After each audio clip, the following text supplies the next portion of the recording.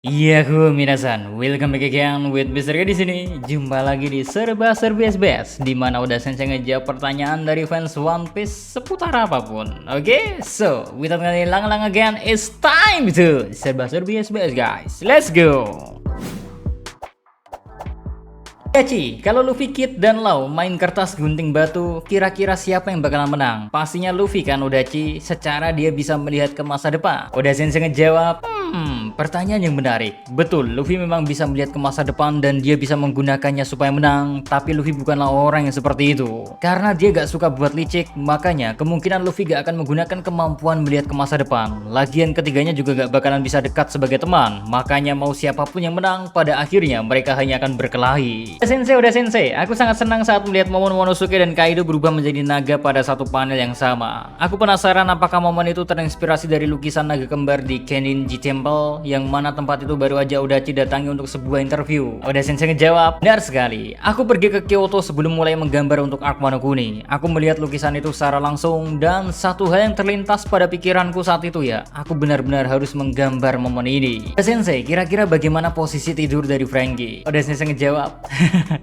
kira-kira seperti inilah ilustrasinya. Sebenarnya kelihatan sangat baik-baik saja bukan? Franky bisa membuat bantal bernama Franky Airbag, yang mana bantalan itu bakal keluar dari belakang kepala hingga ke bawah, hingga Franky bisa tidur dengan nyaman dimanapun. Ya udah sensei, aku punya hidung yang akan selalu memanjang jika aku berbohong, tapi panjangnya gak akan bisa menyaingi karakter kesukaanku Usopp. Makanya tolong beritahu aku 5 karakter dengan hidung terpanjang dan berapa sebenarnya panjang hidung Usopp. Sensei membalas, begitu ya. Kamu pasti udah tahu beberapa karakter ada yang memiliki hidung panjang, makanya aku bakalan kasih listnya, tapi itu gak termasuk Tenguya Meitetsu dan beberapa Giants. Makanya urutannya bakalan ada Kaku di posisi kelima, lalu disusul oleh Usopp di posisi keempat. Usopp punya hidung sepanjang 13 cm, tapi dia memang masih kalah dari beberapa orang. Misalnya aja Katarina Devon di posisi ketiga, lanjut ada Arlong di posisi kedua, dan yang memiliki hidung terpanjang adalah Vasco Sud. Kira-kira mungkinkah akan ada seseorang muncul untuk menghancurkan rekor milik Vasco Sud?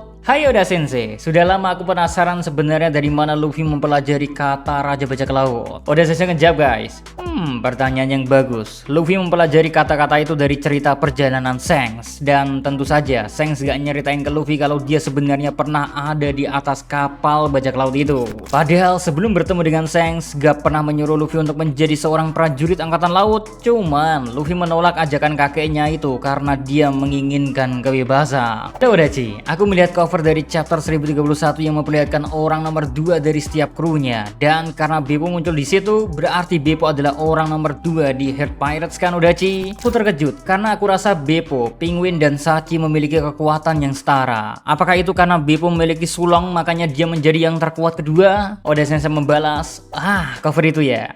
Sama dengan Zoro, gak semua karakter yang ada di cover story itu punya judul sebagai kru pertama. Aku memilih Beppo karena aku merasa dia cocok berada di sana. Dan emang benar, aku mengakui Beppo menjadi yang terkuat. Secara kalau kita lihat kekuatan bertarungnya, mode sulang Beppo memang belum ada lawan di kru Heart Pirates. Ayo Odachi, Kid dan Killer emang bener-bener keren. Tapi kau juga udah menggambar beberapa kru Kid lainnya. Jadi bisakah Oda Sensei beritahu aku nama-nama mereka? Oda Sensei ngejawab guys, tentu saja. Aku akan memberikan beberapa sketsa kasarnya, tapi belum semua nakamanya dulu ya. Soalnya bajak laut Kid punya 31 orang, dan kalian gak perlu mengingatnya satu persatu. Sebagai catatan, di sini Oda Sensei ngasih lihat 22 anggota bajak laut Kid, mulai dari Hit, Killer, lalu sang kapten Eustace Kid, lanjut Wire, Bubblegum, dan Emma. Ada juga Boggy, Queenie, Dive, Geek, dan Hip, terus Hop, Pam, House, Jaguar, UK, Lee, Combo, Maul, Disg, dan Moss.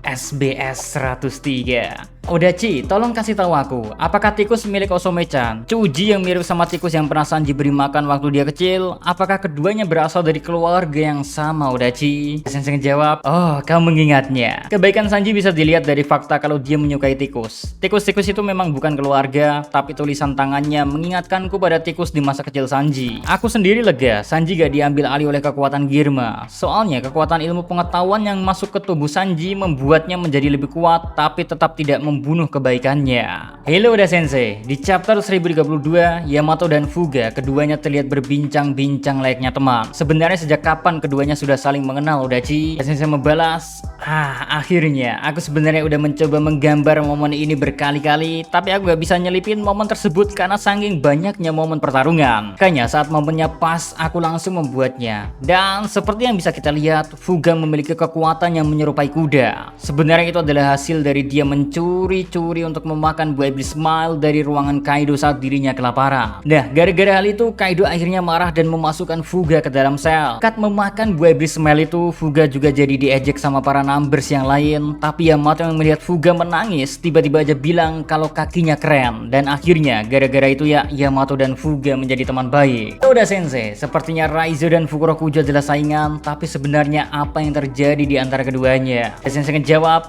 aku sepertinya tidak perlu membicarakan ini. Tapi gampangnya, Raizo sang ninja jenius yang memiliki kekuatan Maki-Maki no Jutsu dan memiliki kemampuan fisik yang luar biasa. Dia mencintai Fukumi, adik perempuan dari Fukurokujo yang sakit-sakitan. Suatu hari saat sedang menjalankan sebuah misi, Raizo menyelamatkan Fukumi dan Fukumi pun jatuh cinta dengan penampilan Raizo yang dapat diandalkan. Sampai-sampai Fukumi ingin mencium Raizo, tapi Raizo yang terlalu naif, dia menolak dan tentu saja itu melukai hati Fukumi.